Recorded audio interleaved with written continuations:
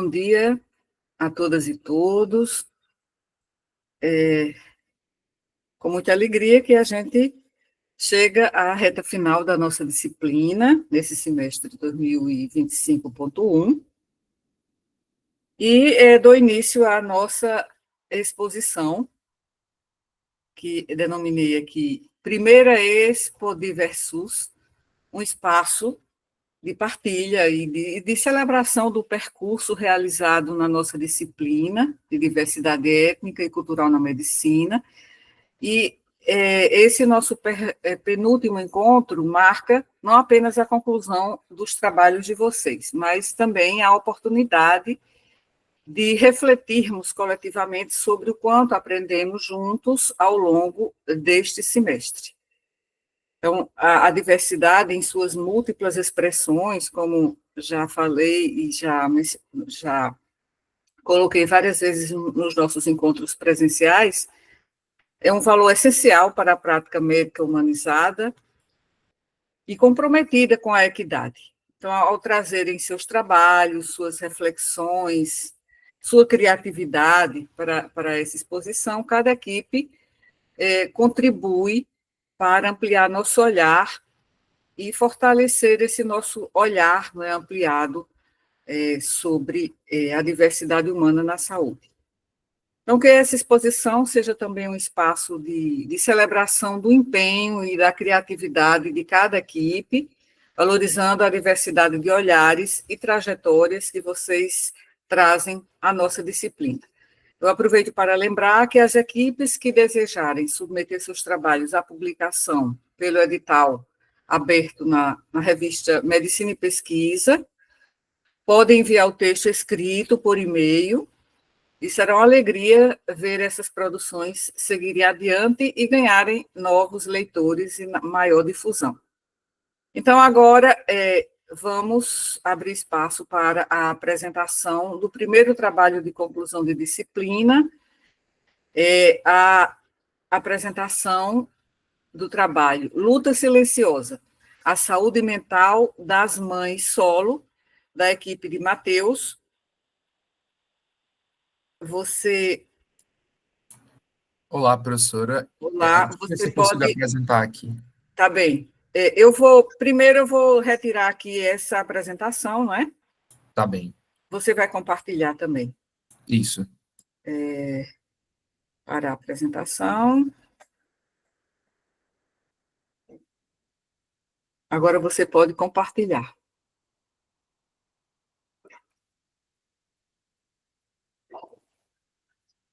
Todos conseguem ver? Eu vou Sim, abrir aqui. estamos vendo. Pronto, perfeito. Quando podemos iniciar, professora?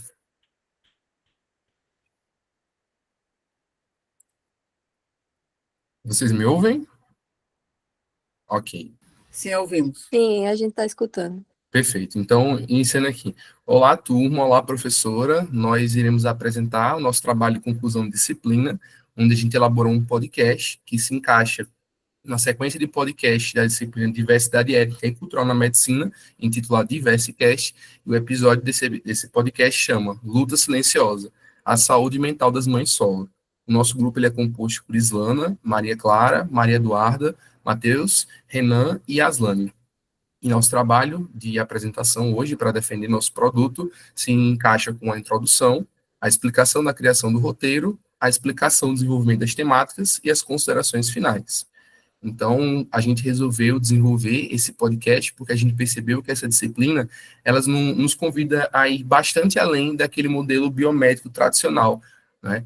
E a gente percebeu que essa disciplina faz também o convite para que a gente perceba como a diversidade étnica e cultural impacta no cuidado da saúde dos nossos futuros pacientes. Então, a gente quis trazer na prática hoje um tema que acaba sendo muito invisibilizado, que é justamente o tema das mães solo e a sua saúde mental. A gente espera, com esse podcast, dar voz a essa realidade e também desromantizar o que é ser mãe solo, não só no contexto brasileiro, mas no contexto mundial. E essa temática se encaixa bem, porque a gente vai perceber, ao longo dessa apresentação, como ser mãe solo envolve o conceito da interseccionalidade, principalmente dos conceitos de raça, gênero e classe. E a gente espera estabelecer um diálogo com vocês em que a gente possa ecoar a seguinte ideia, de que o adoecimento mental é um reflexo da desigualdade social. Então, para elaborar esse podcast, a gente sempre realizava reuniões semanais, onde a gente podia fazer um debate de algumas referências bibliográficas importantes para a temática e também para elencar quais seriam os tópicos trazidos no nosso podcast. A gente definiu como seria esse modelo, que foi um modelo de roda de conversa, e também a ordem das falas, começando por mim e terminando por Maria Clara.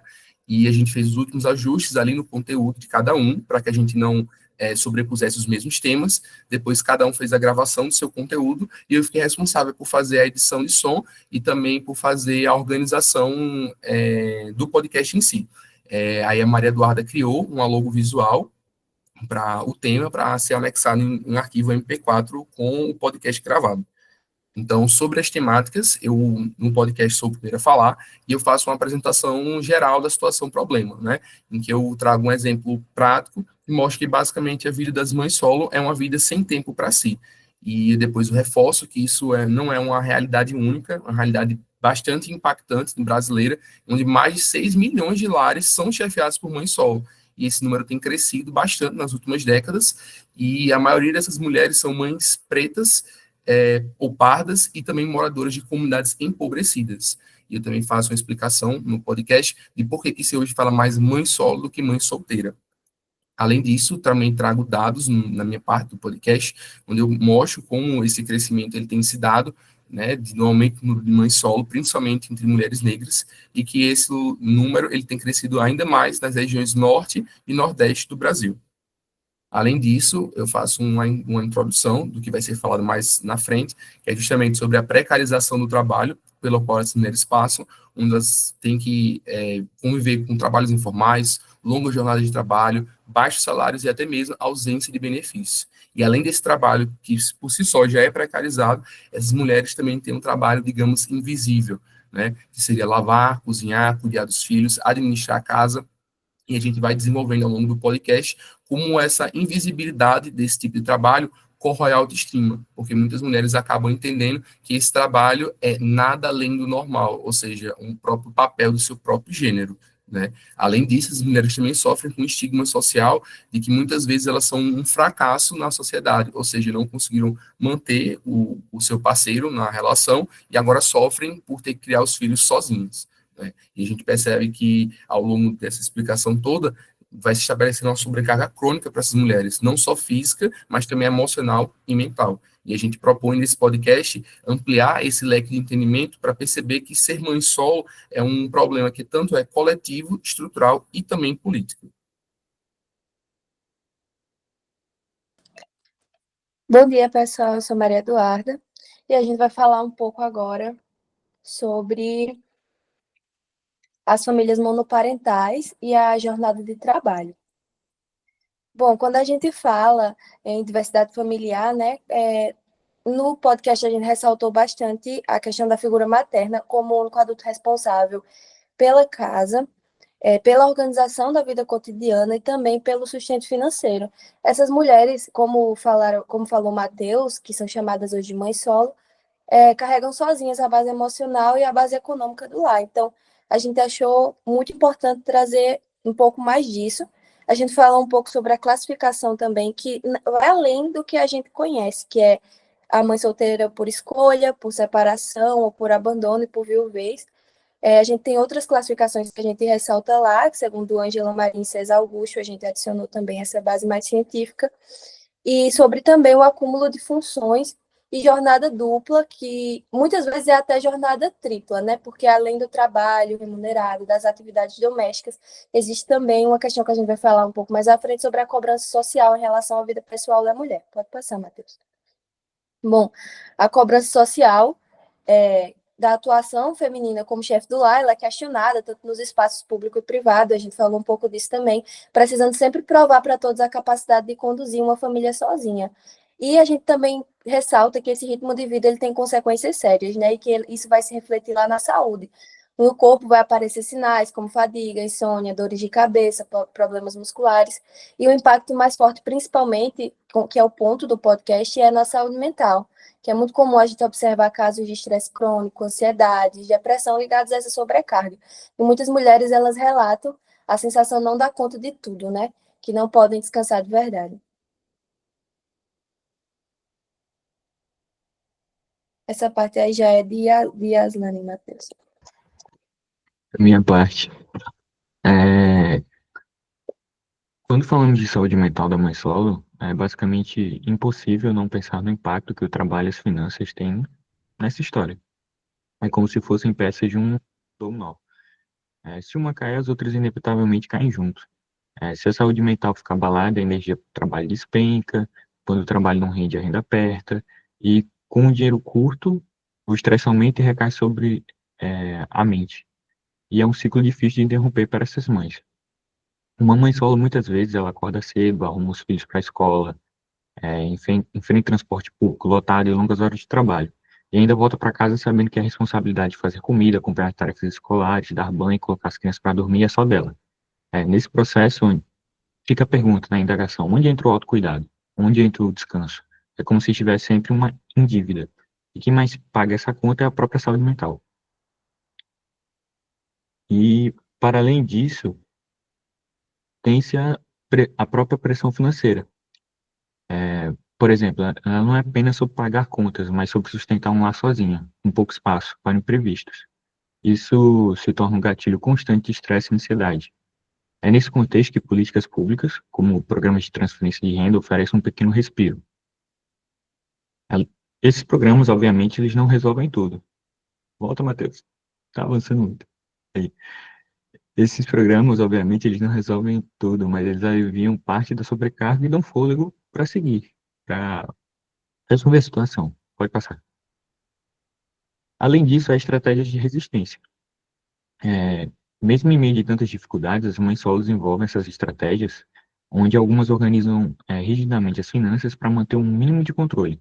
Outras criam pequenos espaços de autocuidado, mesmo que de apenas 10 minutos por dia assim, de descanso.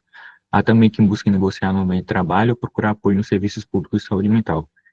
Esses gestos não são soluções mágicas, obviamente, mas são formas concretas de sobrevivência e de cuidado em si, a fim de conseguir cada vez mais apoio. Pode passar. Bom dia, turma. Meu nome é Yasane. Quando a gente fala sobre rede de apoio num contexto da saúde mental, é importante destacar porque ela é justamente a base que vai dar suporte a seja qual for o problema que esteja sendo enfrentado. Pode passar, Matheus. Bom, e por quem é composta essa rede de apoio? Ela pode ser familiar, sendo composta por avós, irmãos, tios, primos, inclusive amigos. Comunitária, a partir da formação de grupos com outras mães, que podem inclusive ser grupos online.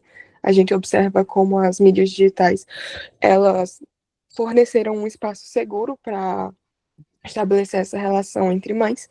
Podem ser grupos comunitários, grupos religiosos, inclusive grupos que são formados no ambiente escolar da criança. Ela pode ser institucional, como, por exemplo, serviços públicos de saúde mental, como CAPS, e profissional, a partir do apoio do psicólogo, psiquiatras, assistentes sociais, enfermeiros e também médicos da família. Pode passar. Um problema é quando essa rede de apoio não existe, porque ela é fundamental para reduzir os níveis de ansiedade e depressão e também reduzir o estresse. Quando ela não existe, é possível construir esses laços a partir de uma comunicação ou um pedido de ajuda. Nesses casos, construir a rede do zero é um desafio, mas não é impossível. Por exemplo, como eu já mencionei, pode acontecer principalmente na escola, a partir do contato com outras mães, serviços sociais de território e, ressaltando os grupos online já mencionados, eles podem ter a participação de profissionais da saúde, como psicólogos. É importante destacar para essas mães que pedir ajuda não é um sinal de fraqueza, mas é uma estratégia de sobrevivência e cuidado, não só para elas, mas também para o filho delas, porque é aquilo.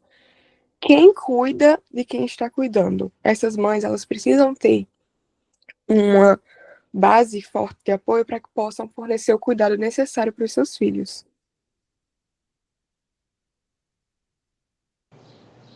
Bom, agora falando nesse tópico, a gente discute esse olhar sobre os aspectos emocionais da maternidade solo, que muitas vezes eles ficam invisibilizados. E aí a gente fala do luto, da culpa e da resiliência como uma maneira de resistência. Primeiro a gente fala do luto. Esse luto não vem do significado da palavra que a gente mais conhece, né, como a perda de alguém diante da morte, mas ela pode surgir pela perda de um relacionamento, pela ausência de um parceiro na criação dos filhos, ou até pela quebra desse ideal de família tradicional que é muito valorizado pela sociedade. Então, esse é um luto silencioso, que ele não tem rituais de despedida, de reconhecimento social, mas ele pode trazer uma tristeza muito profunda, uma sensação de frustração, solidão também. Então, é importante a gente entender que esse processo ele é real e é legítimo, mesmo quando não é visível para os outros. Em seguida, a gente destaca a culpa, que ela aparece com frequência. Muitas vezes, as mães solo, elas sentem culpa por não corresponder a esse modelo de mãe perfeita, ou por não conseguir estar presente em todos os momentos. E essa culpa, ela é alimentada pela romantização da figura de mãe guerreira, né? Aquela mãe que lida com tudo sozinha e tem que dar conta de tudo sozinha, mas na prática isso gera uma sobrecarga, né? Essa pressão social gera uma sobrecarga e uma autocrítica constante, e até problemas de saúde mental, né? Como ansiedade, depressão e essa sensação de esgotamento. E por fim, a gente traz a resiliência, que é importante entender que ser resiliente não significa não sentir dor, né? Essa resiliência é a capacidade de se reconstruir, de criar estratégias para seguir em frente. Então, muitas mães encontram força nessas redes de apoio, que a Aslane já falou, e na autonomia e até no empoderamento que surge dessa experiência, né? E essa resiliência, ela também é uma forma de resistência, porque ela representa enfrentar essas desigualdades, esses preconceitos da sociedade e a falta de apoio coletivo. Bom dia, eu sou Maria Clara e por última temática a gente escolheu falar por que é preciso falar sobre autoestima e sobre autocuidado. Pode passar. Primeiramente, a gente precisa falar sobre esse tema porque é uma representatividade muito grande na sociedade brasileira. A gente tem, como o Matheus falou lá no início, aproximadamente 6 milhões de mulheres que são responsáveis por seus lares no Brasil de maneira solitária, digamos assim, de maneira sozinha, independente. Pode passar. E a autoestima da mãe solo, ela tem muito a ver também com a vulnerabilidade social. Ela é permeada pela pobreza, pelo racismo e pela falta de apoio, como a Jane falou, a rede de apoio como um pilar essencial para que a mulher consiga desempenhar esse papel, sendo feliz e conseguindo dar conta das suas necessidades. E aí a gente também fala um pouco sobre estigmas e preconceitos, aquela dúvida, a mãe solo ela é um fracasso ou ela é heroína? Ela deu errado ou ela precisa dar conta de tudo? E a verdade é que nenhum e nem outro. Ela nem fracassou e ela nem precisa dar conta de tudo sozinha. Ela continua sendo mulher, continua sendo humana e continua precisando dessas ajudas que a gente falou. E também continua merecendo a dignidade. E tudo isso impacta fortemente na autoestima dessa mulher, que geralmente apresenta um sentimento de insuficiência, de isolamento e muitas vezes perda de identidade, porque ela não consegue se expressar, ela não tem tempo para ser ela mesma. E isso impacta fortemente na saúde mental dessas mulheres, que normalmente apresentam risco maior de ansiedade, depressão e até de burnout. Pode passar. Trouxe uma frase aqui que mostra muito bem que cuidar de si mesmo não é egoísmo, e sim a forma mais profunda e genuína de garantir que o cuidado seja possível com os outros. Ou seja, muitas vezes a gente quer que a mãe solo ela desempenhe aquele papel de mãe perfeita e que o filho seja bem cuidado, mas como é que ela vai cuidar bem do filho se ela não cuida de si mesma? Então, o nosso podcast foi para falar sobre isso, que o autocuidado e a autoestima, eles não são luxo, eles são direitos. Faz parte da nossa saúde. Pode passar. E aí, falando sobre autocuidado, a gente tem algumas barreiras para que esse autocuidado seja efetivado no grupo de mães solos, que seria a sobrecarga de tarefas, dupla jornada e falta de rede de apoio, como já foi falado. E aí, também trazendo um assunto um pouco mais polêmico, quando a gente compara a realidade dessas mulheres que são mães solos com pais solteiros, a realidade é bem diferente. Eu trouxe um dado aqui que mostra isso, que 50% das mães solteiras nunca viajam a lazer.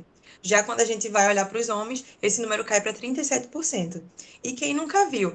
Se um homem, pai solteiro, está cuidando de si, está indo para a festa, está aproveitando, tem que fazer isso mesmo, tem que aproveitar a vida. Mas se a mulher, ela é uma mãe ruim, cadê o filho? Não tá cuidando do filho, ela tá sendo irresponsável. Então, por que a gente tá, tendo dois pesos e duas medidas?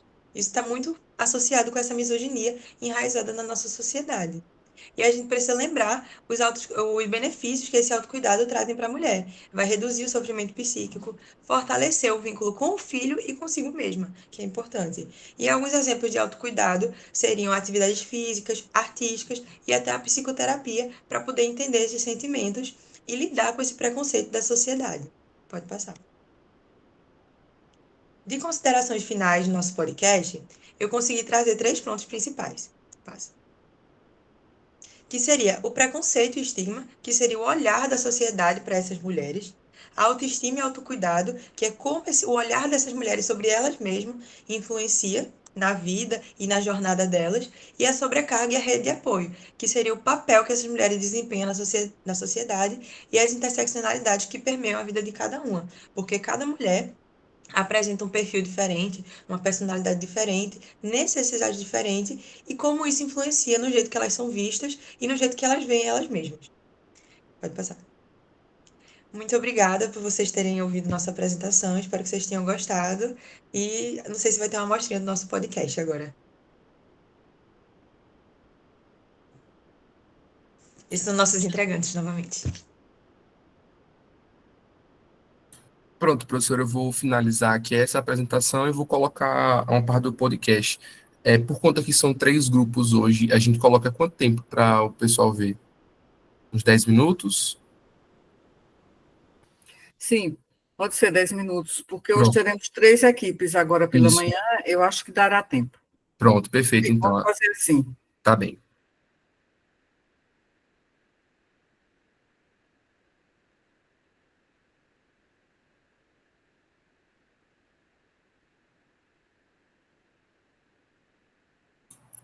Eu vou colocar aqui, aí eu vou pedir que vocês digam se está saindo o áudio para vocês, tá?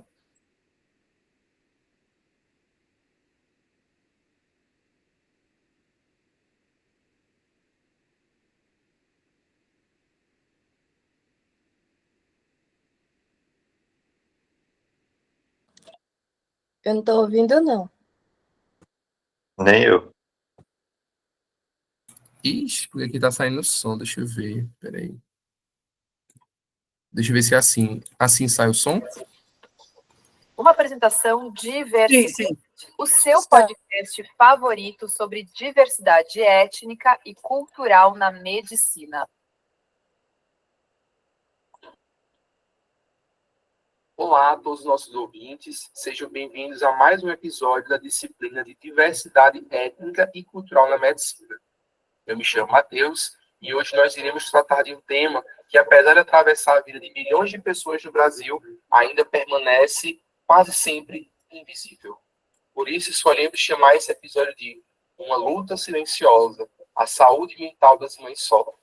Convido você a imaginar a seguinte cena. Maria, uma mulher de 26 anos, moradora de uma periferia em João Pessoa, desperta ainda no escuro. O seu relógio marcando 5 horas da manhã e mesmo exausta da noite anterior, ela tem que levantar. Prepara rapidamente o café da manhã dos seus filhos, separa os materiais escolares e já parte para se arrumar para o trabalho.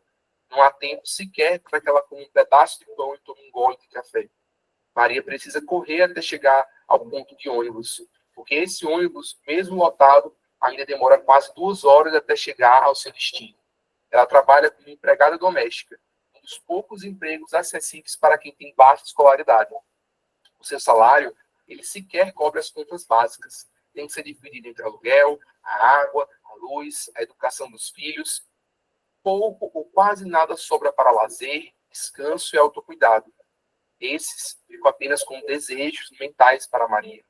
Ao voltar para casa, mesmo depois de um dia extenuante de trabalho, ela ainda tem que arrumar a casa, ajudar no dever de casa dos filhos e preparar o jantar.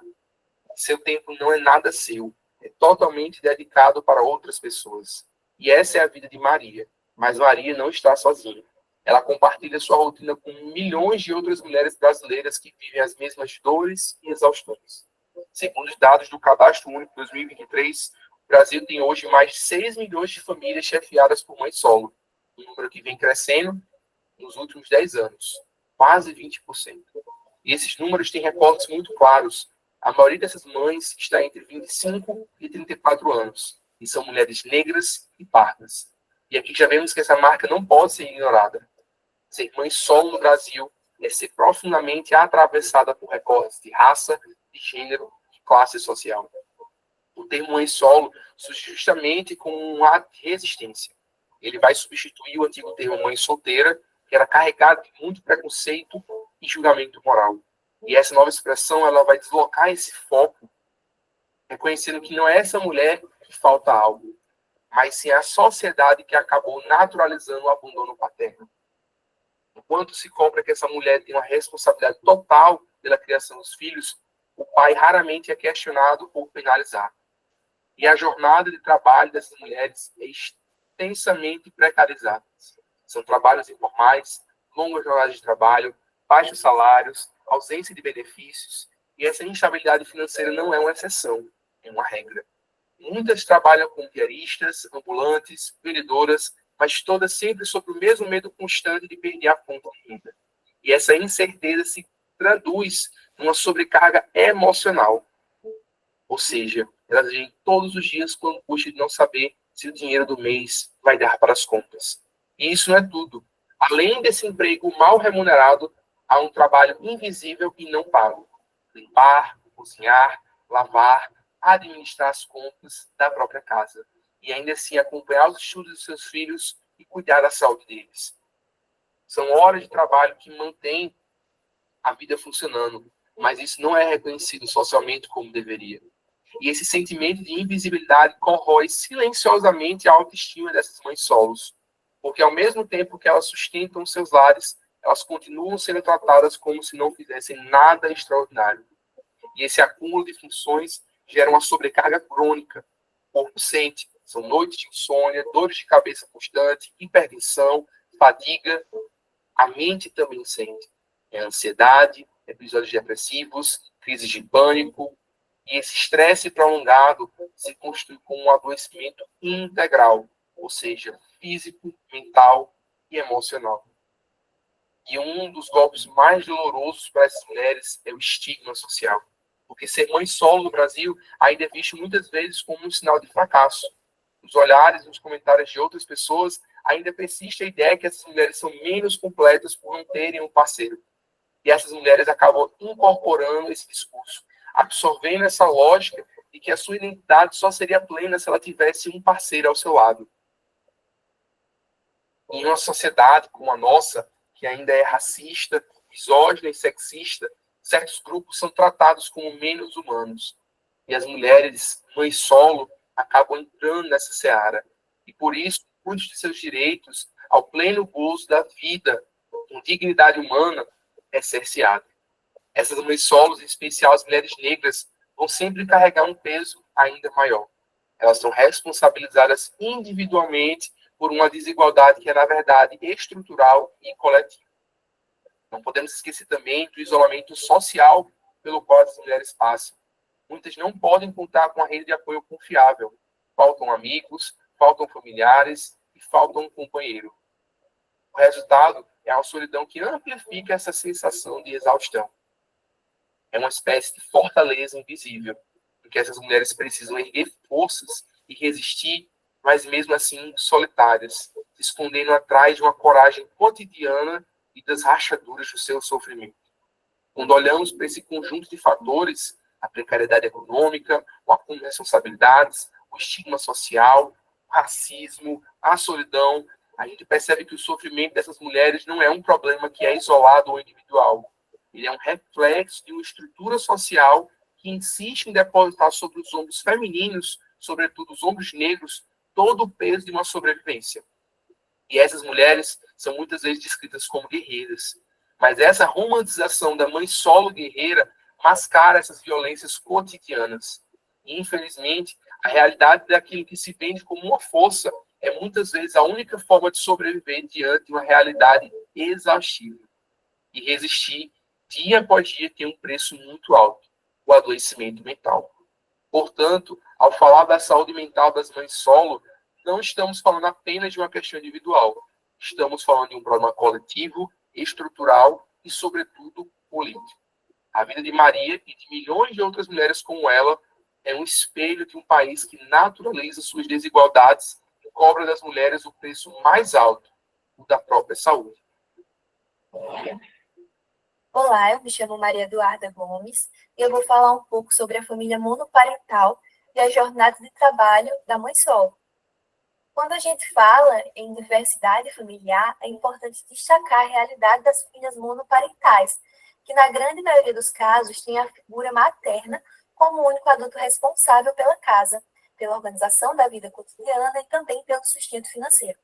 Essas mulheres, chamadas hoje de mães solo, como já apresentadas na Nós por Mateus, carregam sozinhas tanto a base emocional quanto a base econômica do lar.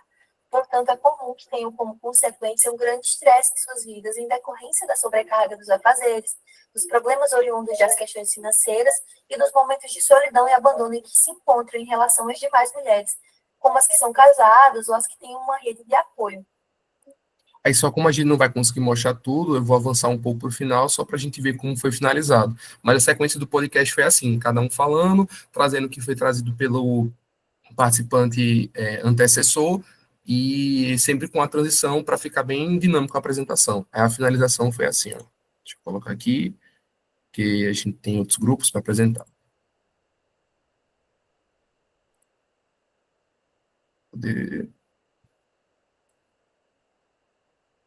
Tá saindo o som para vocês? Ansiedade, depressão Foi. e até sintomas de burnout. Deixa eu carregar aqui.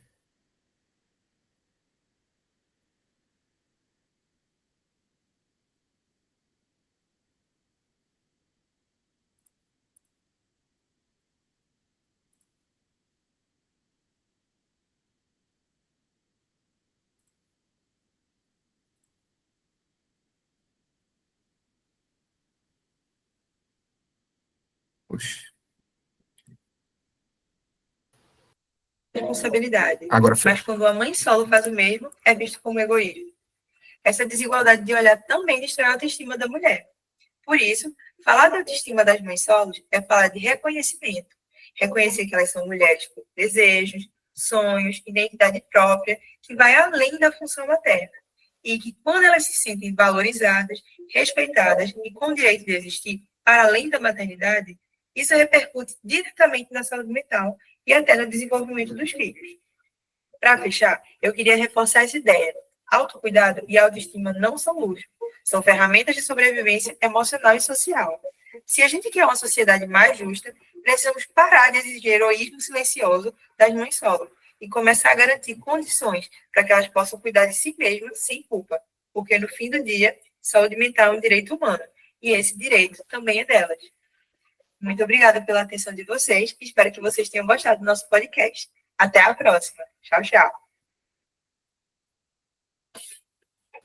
Uma apresentação Diversicast, o seu podcast favorito sobre diversidade étnica e cultural na medicina.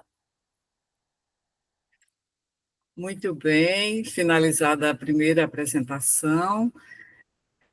Parabéns, Mateus, Maria Eduarda, Renan, Islane, Maria Clara e Islana. Foi realmente lindo, Felícia, que está comentando aqui no chat.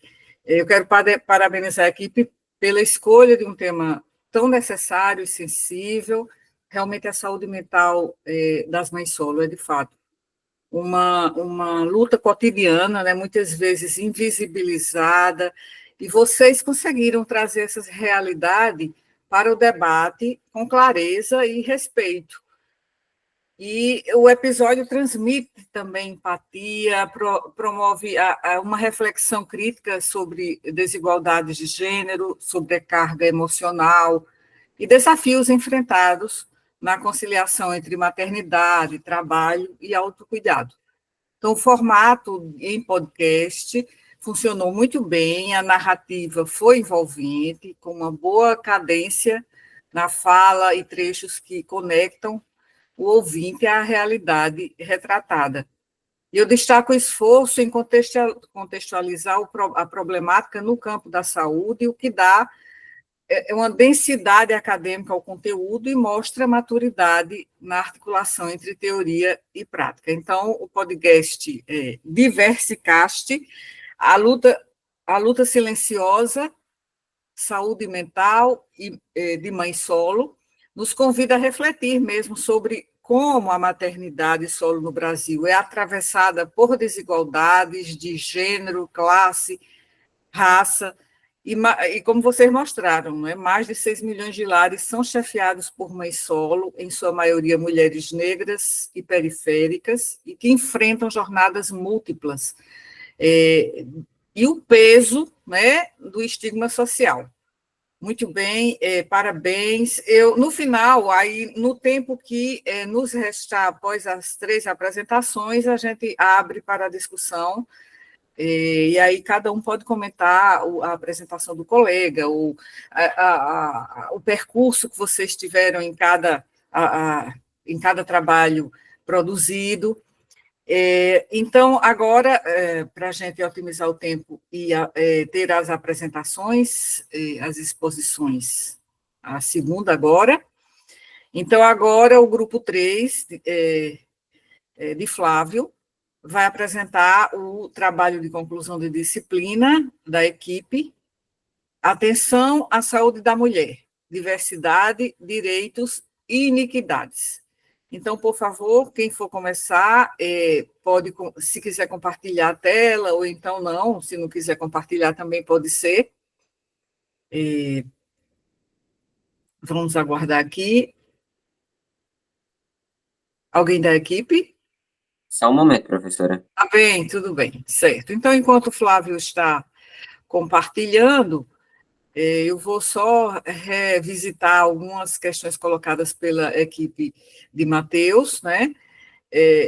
Que, assim, o podcast destacou várias questões, né? Achei muito interessante também, assim, a questão do conjunto, né? No conjunto, o trabalho destacou a relevância social, a sensibilidade na abordagem e a capacidade de comunicação. Então, é uma contribuição significativa para a reflexão sobre diversidade, sobre gênero, sobre saúde, e demonstra a potência que o formato podcast pode ter, né, como uma estratégia educativa e comunicativa. Então, gostei muito do Diversicast, eu acho que vocês gostaram também, e trouxe uma reflexão bem profunda e sensível para nossa reflexão. Então, agora Flávio compartilhou, não, foi Maria que compartilhou, certo? Então, agora começamos a apresentação do trabalho Atenção à Saúde da Mulher, Diversidade e Direitos e Iniquidades. Então, agora a palavra é de vocês. Estão conseguindo me ouvir? Sim, estamos. Certo. Bom dia a todos e todas. O tema do nosso trabalho é Atenção à Saúde da Mulher, Diversidade, Direitos e Iniquidades, com foco na elaboração de um folder acerca da prevenção ao câncer de mama. O grupo é composto por Emanuel, Flávio, Isadora, Maria Clara e Thalisson. A apresentação foi segmentada em 5 tópicos, da introdução às considerações finais. De acordo com o Instituto Nacional do Câncer, o INCA, o câncer de mama é o tumor mais frequente entre as mulheres brasileiras, excluindo câncer de pele não melanoma, e é a principal causa de morte por câncer no sexo feminino. Porém, quando diagnosticado precocemente, pode ser tratado de uma forma bastante efetiva, com grandes chances de preservação da mama. E para que ocorra essa detecção precoce, utilizam-se como métodos de rastreamento na rotina da mulher o exame clínico das mamas, que é realizado por profissionais, e os exames de imagem, tais como a mamografia e a ultrassonografia. A recomendação do Ministério da Saúde e da Sociedade Brasileira de Mastologia é que seja ofertado rastreamento com mamografia em mulheres a partir dos 40 anos de idade, segundo a orientação da Organização Mundial da Saúde, a OMS. Embora a importância do diagnóstico precoce tenha sido compreendida, a detecção tardia do câncer de mama ainda é presente no país. E isso pode ser associado a inúmeros fatores, tais como a dificuldade no acesso aos serviços públicos de saúde, a falta de conhecimento das mulheres acerca do autoexame, a baixa capacitação de profissionais da área da saúde e a ineficiência do fluxo de rede de atenção à saúde em relação ao encaminhamento de casos suspeitos. E, em conjunto aos métodos de rastreamento, são de grande importância as práticas de educação acerca de comportamentos de risco e detecção precoce do tumor. E dessa forma, o movimento Outubro Rosa visa chamar a atenção da população a respeito do câncer de mama em mulheres de todo o mundo, de modo que as suas ações têm por objetivo comum justamente realizar o diagnóstico precoce no intuito de diminuir a mortalidade em decorrência dessa neoplasia do câncer. Essa iniciativa foi integrada pelo Instituto Nacional do Câncer, o INCA, e foi implantada no SUS, o Sistema Único de Saúde, em 2010, tornando-se parte do Programa Nacional de Controle do Câncer de Mama.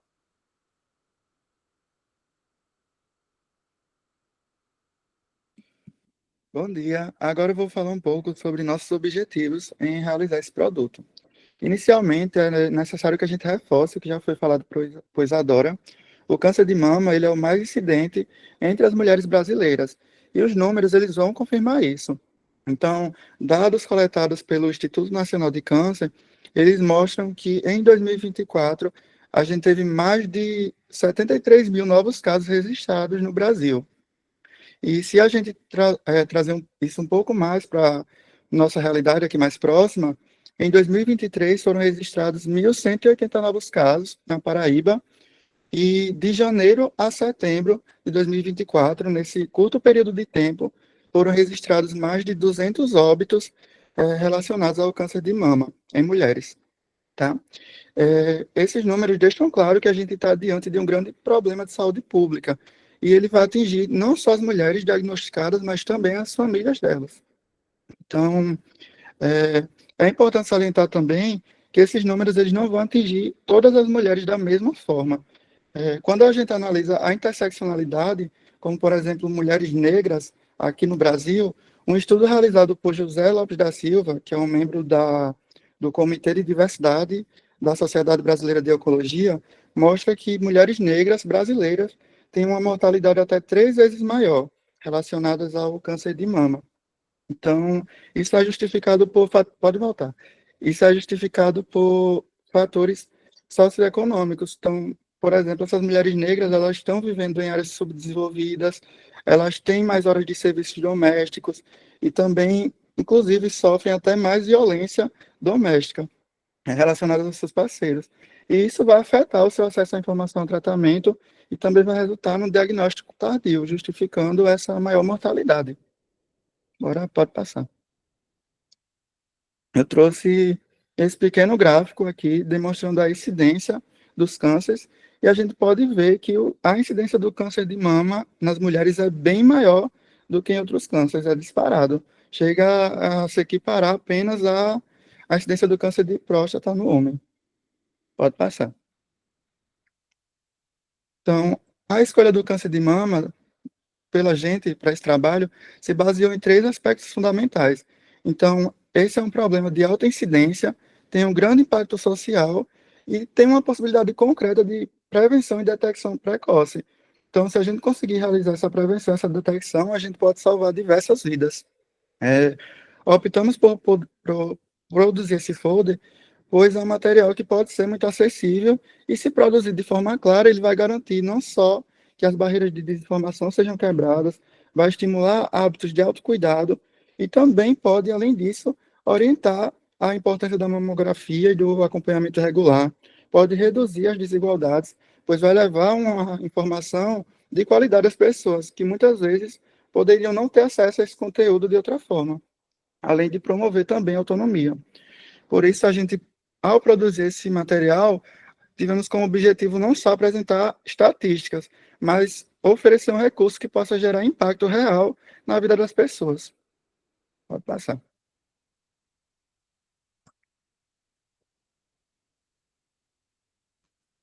Como o Thalisson e Isadora já explicaram, o câncer de mama tem uma incidência muito importante e disseminar informações sobre ele é também muito importante.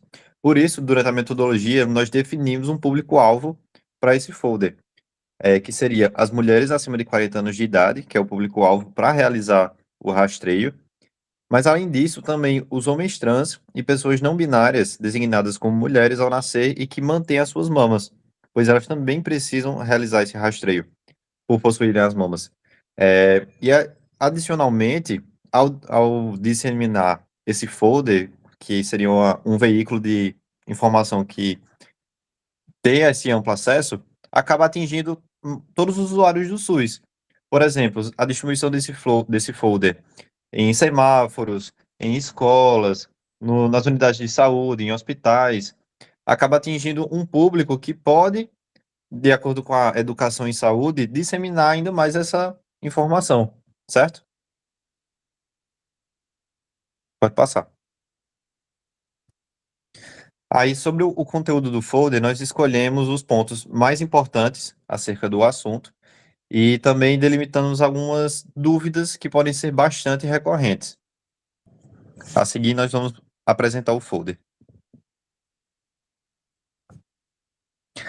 Aqui, a capa com Outubro Rosa, prevenindo o câncer de mama. A página à esquerda seria a parte de trás do folder, com a mensagem importante: sua vida vale o cuidado, previna-se hoje, certo? E à esquerda é uma folha interior, ela mostra que recomenda-se fazer, uma das dúvidas, né, que nós escolhemos, quem deve fazer a mamografia periodicamente, nós mostramos que principalmente as mulheres de 50 a 69 anos que realizam a mamografia de rotina, mas também os homens trans, as pessoas não binárias, como eu destaquei.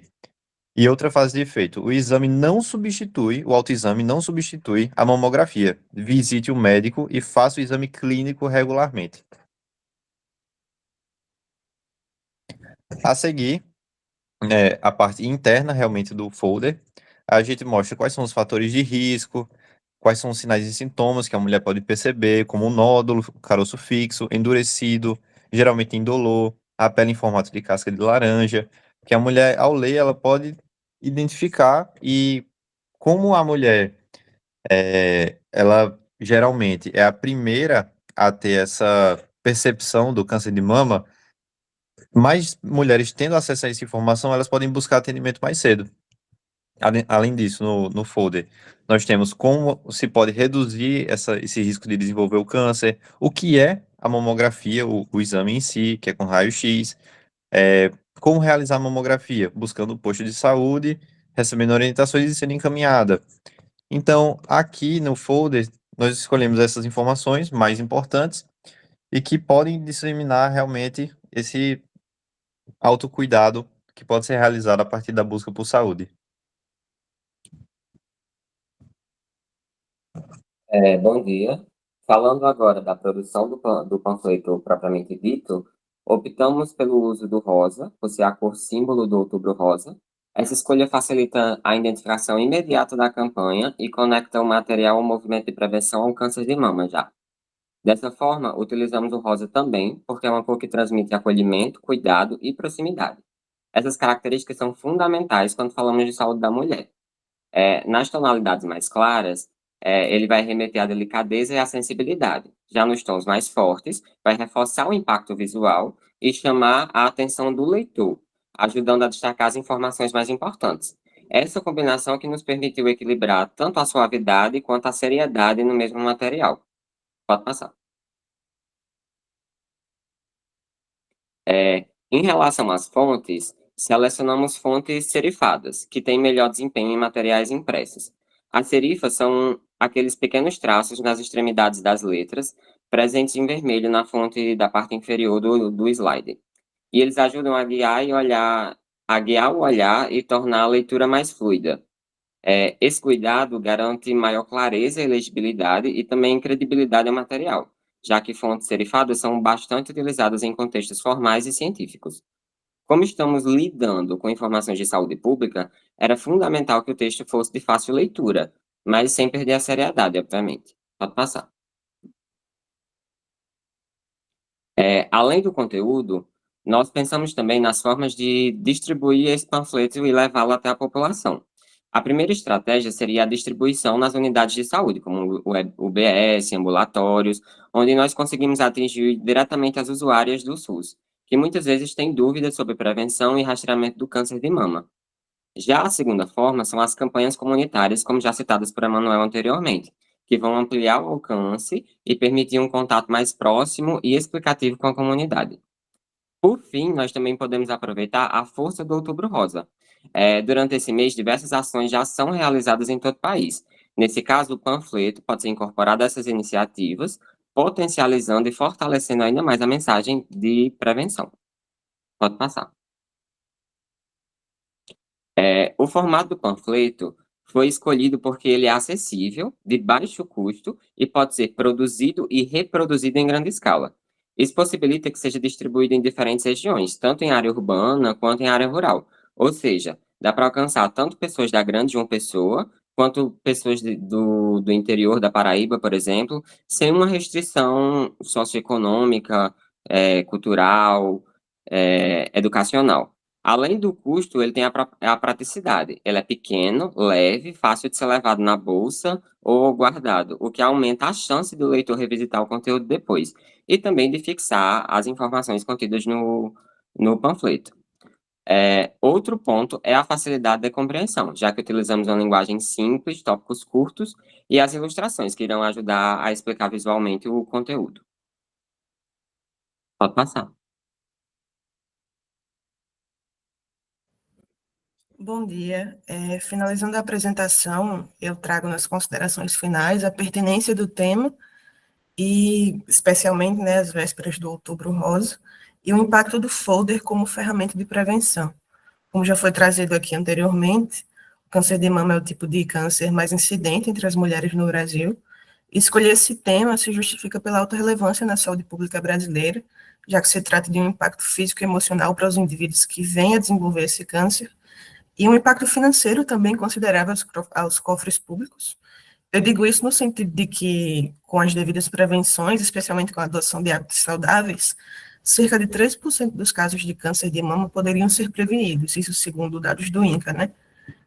Como consequência, mais de 100 milhões de reais poderiam ser direcionados a outros setores da própria saúde pública.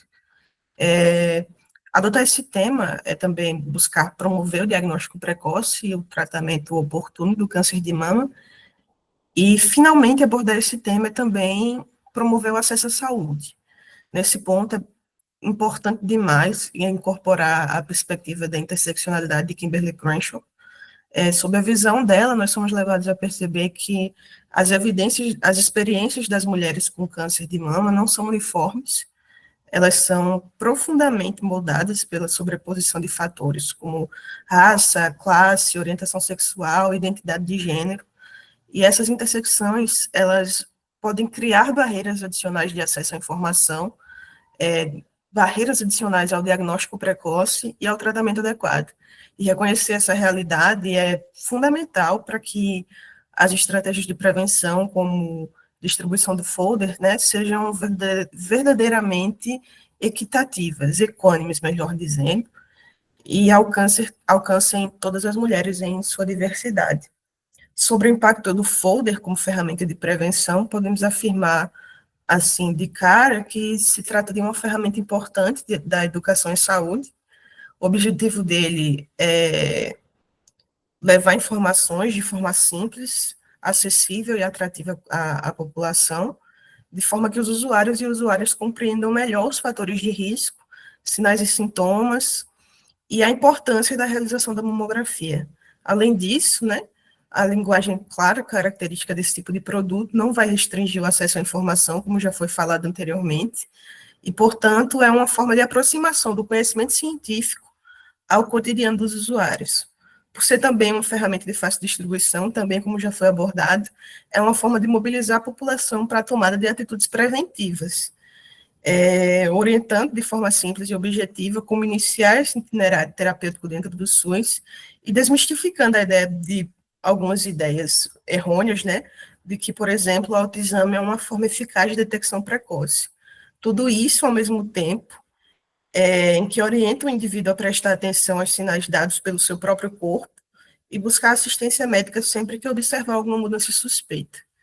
Finalmente, ao aproximar o indivíduo da atenção à saúde, especialmente dos cuidados iniciais, que vão ser prestados na atenção básica, o folder é também uma ferramenta importante de fortalecimento de vínculo entre o usuário e a unidade de saúde. Essas foram as nossas referências, e muito obrigada.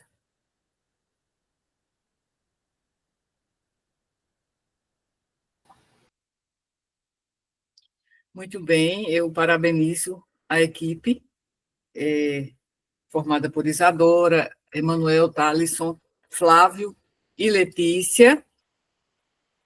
Eu também, Matheus. Matheus está dizendo aqui no chat que adorou esse panfleto. Eu também fiquei com vontade de que realmente ele componha uma campanha de verdade. Professora, só justificando, é Maria Clara, tá? Não Letícia. Hã? É Maria Clara.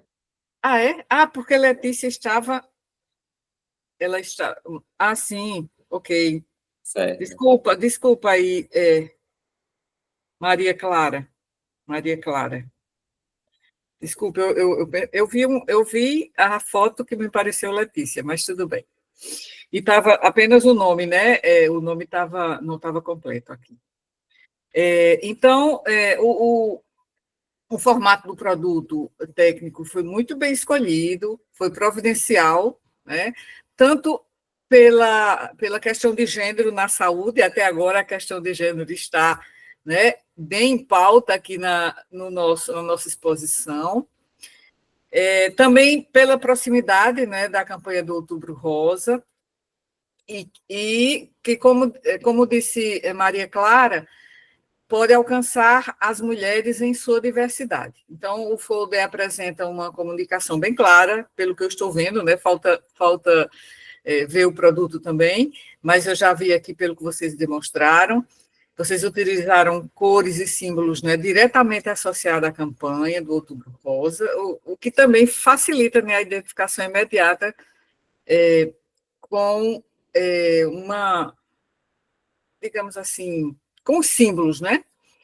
Com o tema em si. Então, o conteúdo, pelo que eu pude ver já, traz informações essenciais, né? E de forma objetiva, como a faixa etária para a realização da mamografia, não é? A importância do exame clínico, mas também não é apenas o exame clínico, como vocês deixaram bem claro, né? O autoexame. E a mensagem, né, de que essa mensagem que vocês colocaram de forma clara, que o autoexame não substitui a mamografia. Muito bem. E um destaque muito positivo é o que vocês incluíram, né? A questão da diversidade, né? O tema, o texto que vocês incluíram, realmente, até tipologicamente muito bem demonstrado, como o Flávio mostrou, né? Até a questão gráfica, visual é importante também. E isso amplia também o alcance e reafirma o compromisso, né, com a equidade em saúde. Então, muito bem, eu acho que vocês agregaram sensibilidade e caráter motivador, não é? Estimulando o autocuidado, a prevenção. Parabéns à equipe. E agora vamos, deixe-me ver aqui, capturar aqui do nosso grupo, o nosso próximo, que é o nosso próximo trabalho, agora sim, né, o grupo de Letícia, Fé, Cultura e Saúde, Caminhos para o Cuidado Integral. Então, por favor, equipe 3, vai dar tempo que a gente abra a discussão, né, para a turma. Eu acho que esse dividir 3 e 3 ficou bom, né, para a gente cumprir aqui os nossos objetivos nessa apresentação. Muito Bom bem. dia, professora. Bom dia, João Pedro. Bom, já posso apresentar o nosso produto de trabalho? Sim, por favor. A palavra é de vocês. Pronto. Bom dia a todos. O nosso trabalho de conclusão de disciplina foi sobre diversidade religiosa na saúde. Então, nós decidimos, em reunião, fazer uma cartilha sobre o tema para ser uma forma de vincular esse material tanto no meio digital quanto também no meio físico. Ao ser impresso também, pode ser distribuído nas unidades de saúde, bibliotecas, centros de leitura. Também pode funcionar como material de referência em salas de aula e consulta rápida, no celular e nos meios digitais. Então, o título Fé, Cultura e Saúde, Caminhos para o Cuidado Integral, vai falar um pouco sobre a diversidade religiosa na saúde. Então, a nossa cartilha, ela foi produzida por João Emanuel, João Pedro, que sou eu, Letícia, Maria Eduarda, Marlon e Iago. E a inspiração para esse trabalho foi baseada nas discussões que tivemos em aula sobre o tema e também com materiais teóricos que a gente pesquisou e também debatemos juntos em reunião de como seria dividido essa cartilha de uma forma que fosse didaticamente acessível, não tem uma leitura técnica, mas com uma linguagem aberta para todos, tanto para acadêmicos quanto para profissionais de saúde e também para a comunidade. E fica aqui nosso agradecimento também às contribuições da orientadora, professora Hilda. A nossa cartilha ela foi dividida. Aqui temos o nosso índice, onde vamos apresentar a cartilha, depois vamos conceituar, a diversidade religiosa em saúde e por que respeitar a diversidade importa. Depois disso, vamos colocar exemplos práticos no atendimento, dicas práticas para profissionais de saúde, colocamos também uma situação-problema, a conclusão e as referências. Então, a cartilha, ela não é algo maçante, não é algo pesado, mas sim algo simples, mais direto, para que esse conteúdo ele possa ser acessado. Porque esse é um tema que envolve muita falta de informação, e a gente identificou isso nas nossas discussões. Então, a gente elaborou essa cartilha para que seja uma fonte de material de ajuda e de informação para esses casos, Então, o objetivo dessa cartilha foi sensibilizar estudantes, profissionais de saúde e a comunidade sobre a importância do respeito à diversidade religiosa no cuidado em saúde. E acreditamos que compreender e valorizar as crenças espirituais e religiosas dos pacientes é um passo fundamental para fortalecer a relação médico-paciente, porque vivemos em um país onde há diversas culturas e também diversas religiões, e uma hora ou outra a gente vai identificar ali um paciente com uma fé diferente da minha, ou então uma fé que a gente talvez não tenha muito conhecimento. Então, a gente deve sim se informar sobre as fés que existem, as religiões, o que elas implicam, tanto na saúde física, mental, espiritual e psicológica. Então, o objetivo dessa cartilha é englobar todos esses aspectos. E aqui a gente vai conceituar, o que é diversidade religiosa em saúde. Então, a gente coloca textos simples, básicos, diretos, com recursos visuais, mas também um texto que vai informar a população, os estudantes, a entenderem melhor sobre o tema. A diversidade religiosa em saúde significa reconhecer que pacientes possuem diferentes crenças e práticas espirituais que podem influenciar seu cuidado. Então, aqui a gente destacou essa frase para ressaltar a importância desse tema. Logo após a gente trazer o que é a diversidade religiosa, a gente vai falar aqui por que respeitar a diversidade importa. Então, a gente colocou em tópicos sobre a importância de garantir o direito e a dignidade do paciente. Importa porque a religião impacta nos tratamentos, influencia a forma que você vai tratar o paciente. Também é uma forma de apoio emocional e vínculo, onde o paciente possui e deve ser identificado e valorizado pelo profissional da saúde como forma de reduzir a ansiedade, fortalecer a confiança também entre a equipe hospitalar, ajudando na adesão ao tratamento. Incluir também e promover a equidade no atendimento, para que seja justo, sem discriminação, respeitando as necessidades religiosas e culturais de cada paciente. E, por fim, o cuidado integral. Integrar aspectos físicos, clínicos, psicológicos, sociais e espirituais torna o atendimento mais seguro, humano e efetivo. E aqui embaixo a gente colocou algumas ações estratégicas, como treinar a equipe de saúde, registrar preferências religiosas e restrições alimentares no prontuário, adequar tratamentos, dietas e procedimentos, disponibilizar espaços ou recursos e promover uma comunicação aberta, que é o essencial para que nós possamos, como profissionais da saúde, conversar melhor com o nosso paciente e respeitar a sua fé. E aqui a gente coloca alguns exemplos práticos. Bom dia, professora. Bom dia, turma.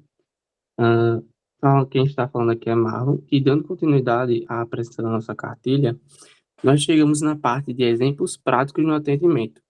Nós, quando estávamos reunidos, nós tivemos uma discussão a respeito bastante do que foi apresentado nas aulas. Então, essa cartilha, ela vai ter muitas das coisas que nós aprendemos e podemos observar durante as discussões de sala de aula. Pois, como foi elencado em algumas discussões, nós vimos que vamos vivenciar na nossa prática médica, não só na prática médica, mas também em pessoas em outras áreas da saúde, podem chegar a certos casos que é bom já ter uma noção de como lidar. Pois, como já foi dito, existe uma grande diversidade religiosa. Então, o profissional, ele não é obrigado, obviamente, a saber tudo sobre todas as religiões, mas, sabendo o básico, já consegue lidar com bastante coisa. Então, aqui na nossa cartilha, nós colocamos alguns exemplos que podem e provavelmente nós vamos vivenciar alguma hora da nossa carreira profissional, e alguns desses casos são, por exemplo, o caso de Testemunhas de Jeová, que foi discutido em sala de aula, que um exemplo que pode ocorrer é o paciente ele se recusar a uma transfusão de sangue em um procedimento cirúrgico. E uma abordagem seria discutir alternativas disponíveis e documentar a decisão, pois é importante sempre ter um exemplo e uma abordagem para que isso seja mais explicitado para o profissional. Então, isso foi uma das estratégias que nós inserimos na nossa cartilha, trazer um exemplo e uma abordagem do que pode ser feito para, assim, ficar uma coisa não complicada, mas uma coisa que pode ser de maneira simples e direta e que vai servir para a carreira profissional. Outro exemplo seria o caso do islamismo, onde mulheres muçulmanas elas podem preferir ser atendidas por médicas e manter o jejum do Ramadã, mesmo em situações delicadas, o que vai exigir uma abordagem de diálogo e adaptação do cuidado. Também podemos ter pacientes adeptos ao judaísmo, em que o paciente ele vai pedir uma dieta kosher durante a sua internação. Então, uma abordagem seria comunicar a equipe de nutrição e respeitar as restrições alimentares. Tudo sempre fazendo uma abordagem da religião do paciente para, assim, não restringir o cuidado, sempre podendo expandir o cuidado e não restringindo. Também temos o caso do catolicismo, onde pacientes católicos podem solicitar a unção dos enfermos em um estado grave, e também pacientes com religiões de matriz africana, onde os familiares eles podem pedir a realização de rituais e cânticos e ervas. E uma coisa que eu achei bastante bacana a gente colocar aqui é essa frase que diz: o papel do profissional da saúde não é julgar crenças, mas dialogar, respeitar e adaptar o cuidado sempre que possível, garantindo a segurança do paciente e a valorização de sua espiritualidade. Pode passar, João.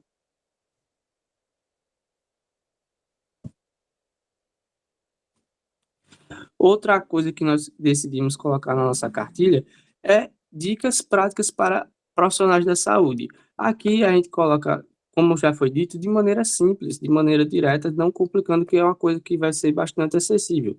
Uma das coisas que nós colocamos é o que fazer.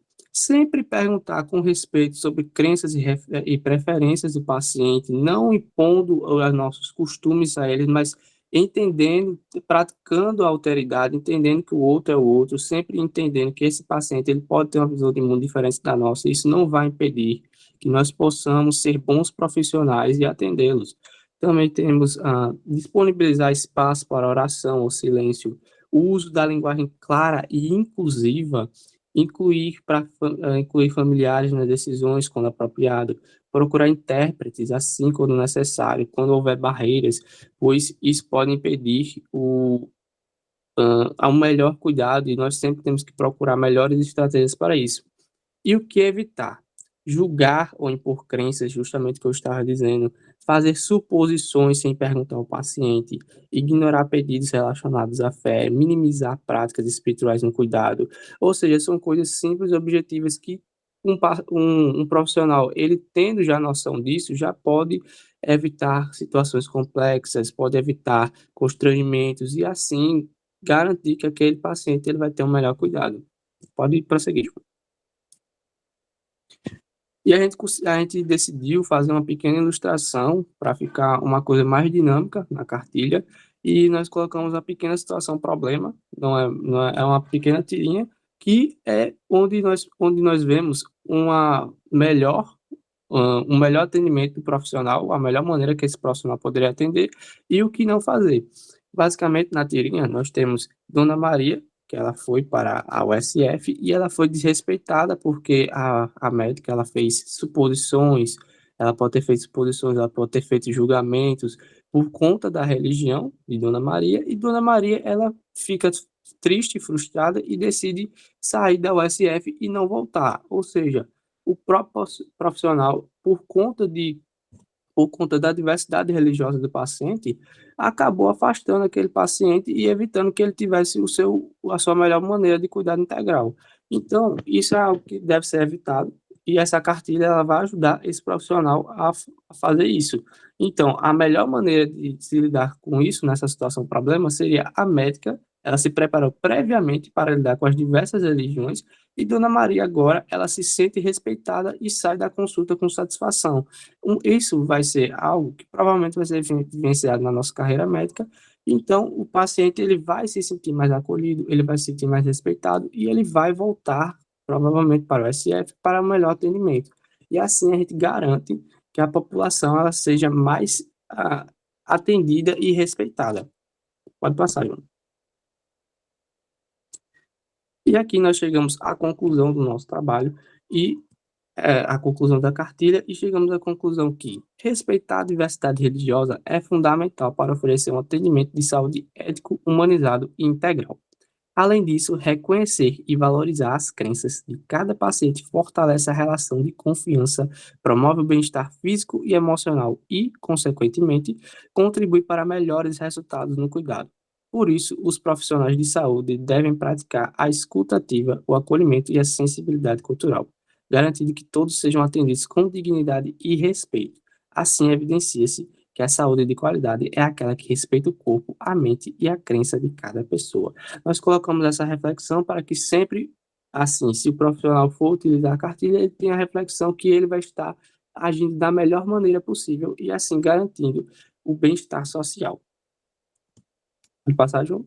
Aqui estão nossas referências e esse foi o nosso trabalho. Espero que tenham gostado.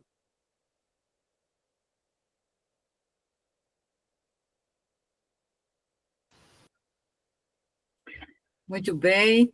Parabenizo também a terceira equipe pela cartilha Fé, Cultura e Saúde, Caminhos para o Cuidado Integral.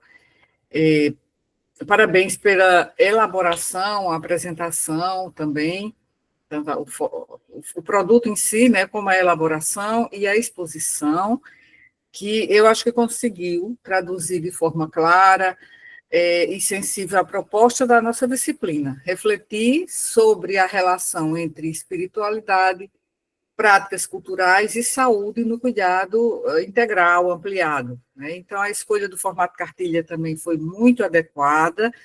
Por quê? Porque possibilita a comunicação direta, acessível e educativa, não só para os profissionais de saúde, né, mas para diferentes públicos.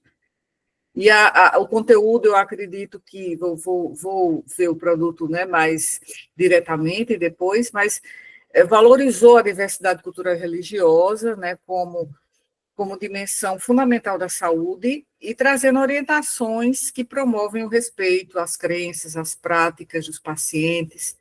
E essa perspectiva amplia o cuidado, como vocês mostraram, e fortalece a importância da empatia, da alteridade, da escuta ativa no exercício profissional. A apresentação, como eu já disse, foi bem estruturada, evidenciou a construção coletiva do material, o esforço, né, em articular referências com exemplos práticos, né?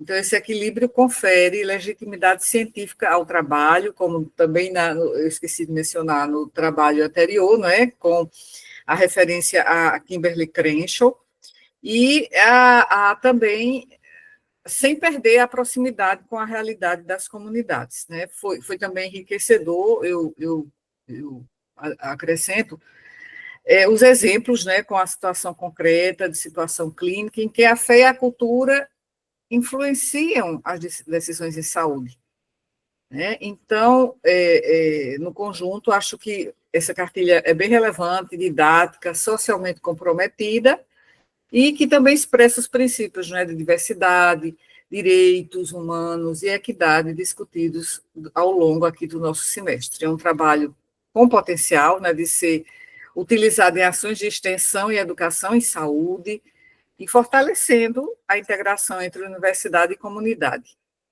Eu gostei muito de vocês também destacarem a importância de registrar as crenças religiosas e culturais no prontuário. Tem a ver muito com a minha outra disciplina, né, que é a minha disciplina principal, a disciplina de semiologia. Esse é um aspecto fundamental para garantir um cuidado assim realmente integral e humanizado. E quando o profissional, como vocês mostram, reconhece isso, reconhece e anota também o registro clínico, seja na anamnese ou em um lugar específico do prontuário, as crenças impactam tanto nas escolhas terapêuticas, né, também da equipe de saúde, e condutas, né, de cuidado, e também não só valoriza a identidade do paciente, mas também cria condições para que a equipe, que é uma equipe multiprofissional, atue de forma coesa, respeitosa, né? Então, eu parabenizo a turma. E aí agora nós temos ainda tempo aqui na nossa exposição e eu vou convidar a turma a participar. Vocês podem comentar tanto aspectos relacionados ao trabalho que vocês fizeram, né? Os bastidores dos trabalhos ficaram muito bons. E antes que eu esqueça, eu quero não é o encerramento, mas eu quero dizer da minha enorme satisfação com a qualidade dos trabalhos apresentados aqui, e cada produto eu vi que revelou empenho, criatividade, compromisso, né, de vocês em transformar em prática concreta os conhecimentos que nós trabalhamos ao longo, né, desse semestre. E foi muito bonito ver como cada grupo, cada um dos três, soube articular teoria, sensibilidade e responsabilidade social e trazendo propostas que dialogam com a diversidade, os direitos e a promoção da equidade em saúde. Então, eu estou muito satisfeita com os 3 trabalhos, muito bem feitos, bem escolhidos, e também delimitados, né, porque vocês acabaram delimitando em questões específicas. Então, agora eu vou aqui compartilhar o folder que ia ser elaborado, mas acabei não terminando, mas vou colocar aqui novamente, para a nossa discussão, que nós temos ainda 25 minutos, terminaremos 5 minutos antes. E agora eu abro a discussão para vocês, né, porque essa foi uma construção também coletiva e que seja agora compartilhada em termos da opinião e do feedback dos próprios colegas, né? Então, quem quiser se inscrever, estou aqui esperando, pode levantar a mãozinha.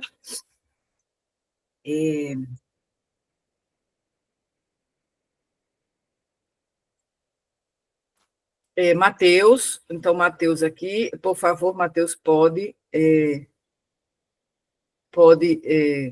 compartilhar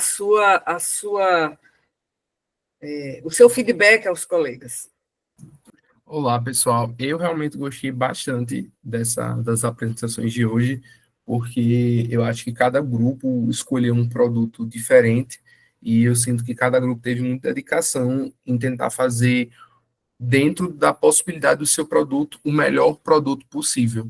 E eu fico muito feliz com o desempenho da turma, porque esse final de período não tem sido fácil, mas ver que todos conseguiram uma produção com muita excelência, muita dedicação, é bastante orgulhoso para mim, né? Ver uma turma tão bem integrada e tão bem dedicada num trabalho como esse, né? Numa disciplina que realmente mostra que o cuidado de saúde ele vai muito além de somente se importar com aspectos físicos da doença, com aspectos mentais, mas também aspectos étnicos e culturais.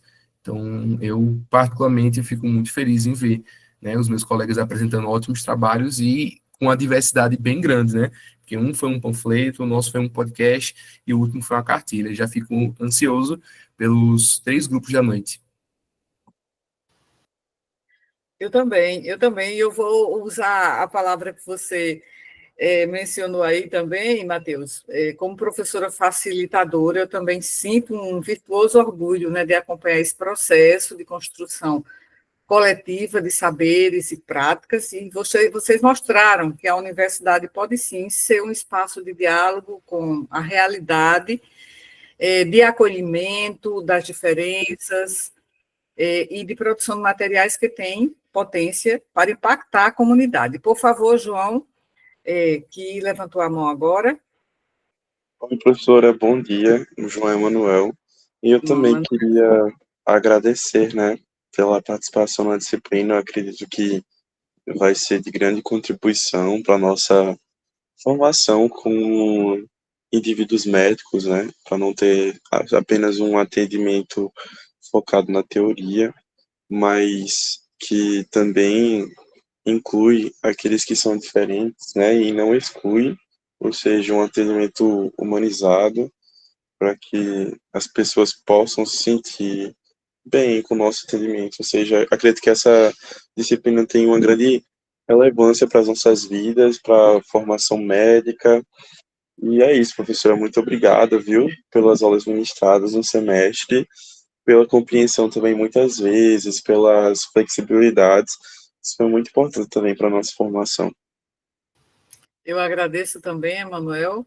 A turma é muito boa e isso não é jogar confete, porque eu estou na presença de vocês, mas eu comentei já até com a turma de Sêmio, né, que vocês eram uma turma excelente. Então, agora, Felícia e depois Isadora, por favor, que levantaram a mão. Bom dia, gente. Bom dia, professora.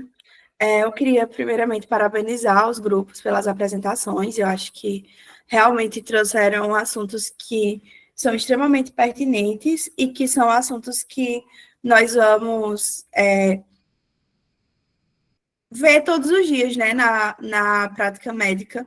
Então, são assuntos que eles têm uma relevância imensa, e eu acho que os 3 grupos trouxeram de uma forma extremamente didática e que facilita o entendimento não só para nós, né, que somos profissionais de saúde e informação, mas também para o público em geral. Então, eu queria fazer esse adendo, e também parabenizar a professora pela iniciativa, porque assim, a gente sabe que no corre-corre do curso, em um período que é extremamente denso, é muito difícil, né, de tentar organizar alguma coisa, mas a gente vê que está todo mundo se dedicando, trazendo materiais de qualidade, e é isso, queria realmente parabenizar, dizer que todas as 3 apresentações foram maravilhosas, e reforçar, né, também a importância da disciplina, apesar de ser uma disciplina de 30 horas, mas é uma disciplina que a gente realmente precisa se imergir em todos os assuntos para que isso traga um impacto muito positivo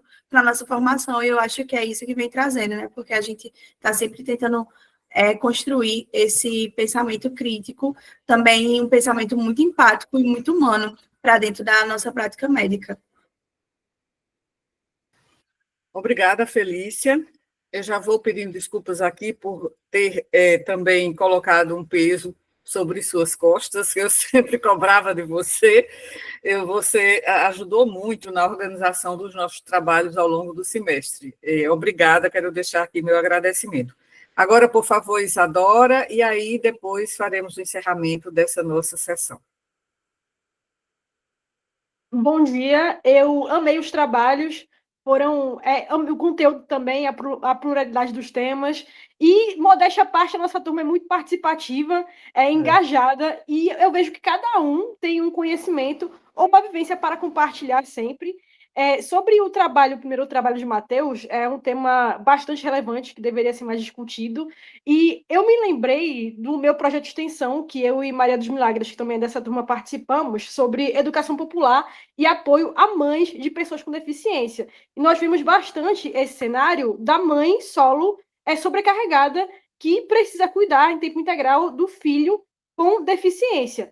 Nós estamos agora atuando no Instituto dos Cegos e fizemos uma dinâmica sobre quais são as atividades de autocuidado que elas realizam. E elas foram falando algumas atividades como cozinhar, assistir filmes, só que percebe-se o sinal, o quadro de sobrecarga delas. E além de que, pelo menos, dinâmicas, momentos de cuidado, de coletividade são muito importantes para amenizar essa situação. E, é claro, não deixando de deixar de lado a questão das políticas públicas. Porém, vemos hoje, sobre a ideologia neoliberal, que agora é cada um nessa bolha. Tanto no ambiente acadêmico, quanto no social, quanto no trabalhista, nós vemos muito que, não, eu sou a empreendedora de mim mesma, eu preciso pensar só em mim mesma e eu preciso ser melhor que os outros. E acabamos deixando de lado esses momentos de coletividade. E por isso, a partir tanto dos trabalhos quanto da extensão, que eu me lembrei agora, que são importantes, é muito importante a presença da universidade para englobar a população como um todo. Muito bem, Isadora. Agradeço por suas palavras e por sua síntese, né, de questões importantes, sociais e também políticas. Então, parabéns a todas e todos. Vocês são protagonistas, né, dessa caminhada e de aprendizado, de amadurecimento também. É uma pena que seja... cumprimos 30 horas, né, e para mim passou rápido. E vocês deixaram nessa exposição uma marca de seriedade, né, de sensibilidade e compromisso ético com o cuidado em saúde e criatividade, né? Isso é muito importante enfatizar. Então, assim eu encerro, queridos alunos e alunas, mais uma vez parabéns pela qualidade dos trabalhos apresentados aqui, nesse evento que eu coloquei, primeiro a Expo Diversus, que eu vou... A ideia surgiu recentemente, e aí eu vou estruturar melhor para que no próximo semestre tenhamos a segunda Expo Diversus. Foi uma experiência rica, e lembrando que teremos ainda a apresentação dos outros 3 trabalhos às 19 horas. Foi uma experiência rica, que eu digo, em aprendizado coletivo, de compromisso com a diversidade e o cuidado integral em saúde, e o trabalho em equipe. Vocês, assim, também exercitam o trabalho em equipe, que é extremamente importante no trabalho em saúde, né? O trabalho com os colegas e essa coesão. Para finalizar, além de lembrar da nossa continuidade do primeiro Expo Diversus à noite, eu convido todos a participarem, vai ser a nossa última reunião da disciplina também. Eu gostaria de compartilhar com vocês que o vídeo que vou receber, né, daqui a pouco, dessa exposição e discussão, gostaria de pedir a permissão para publicar no canal educativo do GESME, que é Grupo de Estudos em Semiologia e Humanidades Médicas, assim como eu publiquei o anterior, e assim poderemos registrar e valorizar a produção de vocês, né? Além de possibilitar que outros estudantes também aprendam com os trabalhos tão bem elaborados que vocês construíram. E muitas vezes, de um semestre, eu mostro os trabalhos que a gente tem no semestre seguinte. Agradeço pela dedicação de cada uma, e espero que essa experiência inspire novas trajetórias acadêmicas e profissionais. E só lembrando de que quem quem aceitar a proposta, né, de submeter o trabalho à revista do CCM, por favor, envie, além do produto em si, ou o link para o produto, como no caso do podcast, eu também peço que vocês coloquem o trabalho, como foi produzido, como vocês apresentaram aqui, sendo que da forma escrita, né, que é outro formato. Então, assim, libero vocês para outras atividades acadêmicas de hoje. Eu sei que a agenda de vocês é cheia. Na medida do possível, eu tentei contribuir com isso, porque eu fui há muito tempo também um estudante de medicina, que me senti assoberbada por excesso de estudos e de atividades, né? E eu acho que essa construção coletiva desse nosso trabalho de conclusão de disciplina, ele também facilita essa digamos, a palavra me faltou agora, você conciliar, né? A conciliação com tantas agendas de final de semestre.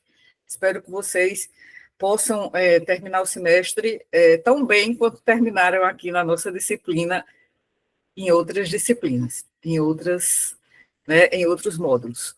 Então, bom dia, até mais tarde, para finalizarmos nossos trabalhos, e como eu disse, eu reitero a minha satisfação, minha alegria com os trabalhos que vocês apresentaram e que eu fiquei muito feliz, tá bom? Então, aqui me despeço e aguardo vocês mais tarde, às 19 horas, por esse mesmo link, certo? Tchau, professora, até mais tarde. Até mais.